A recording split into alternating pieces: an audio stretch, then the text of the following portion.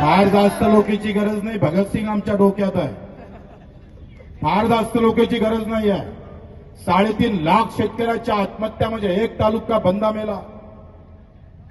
अरे एका एका एका अधिकाऱ्यानं आम्ही पाहतो 28 लोक मारले गेले.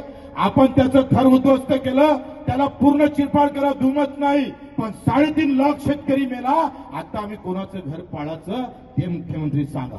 जात आणि धर्म आमच्या डोक्यात टाकला आणि खरी अधिकाऱ्याची लढाई आयटी सेलनं संपवली. कधी निळा, कधी भगवा, कधी हिरवा घेऊन आम्हाला रस्त्यावर दंगल करायला लावणारे लोक आज शेतकरी उभ्या डोळ्यानं आम्ही पाहतोय इथं मरतोय आमच्या समोर. त्याची चिंता आणि राग येत नाही, याचं दुःख आहे. आणि आम्ही तुम्हाला मुद्दा म्हणून शब्द देतोय. मला अतिशय चांगलं वाटलं का शिवसेनेनं हे कर्जमाफीची मागणी लावून धरली. याच्याबद्दल बच्चू कडूचा तुम्हाला मानाचा मुद्रा आहे. आपल्या सर्वांना धन्यवाद देतो, आभार मानतो. पक्ष कोणताही असू द्या, पण शेतकरी मात्र डोक्यातून जाऊ देऊ नका. जो आम्ही पाहतोय राबतोय, रात्रीचा दिवस आणि दिवसाची रात्र करून रक्ताचं पाणी करतोय, तो बाप माझा शेतकरी आहे, त्याच्याशिवाय माझा कुणी नाही, हे डोक्यात घेणं फार महत्वाचं आहे.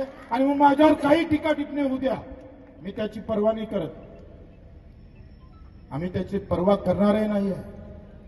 आणि आम्हीच सांगतोय, सरकारनं जसं नितीन भाऊनं सांगितलं, अधिवेशनापर्यंत जर कर्जमाफी जर झाली नाही तर अधिवेशन कसं भरते तेच आम्ही पाहू. पैसा भरेल. फार जास्त लोकांची गरज नाही. भगतसिंग आमच्या डोक्यात आहे.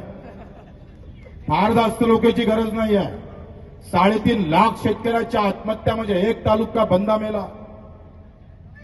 अरे एका एका एका अधिकाऱ्यानं आम्ही पाहतो 28 लोक मारले गेले.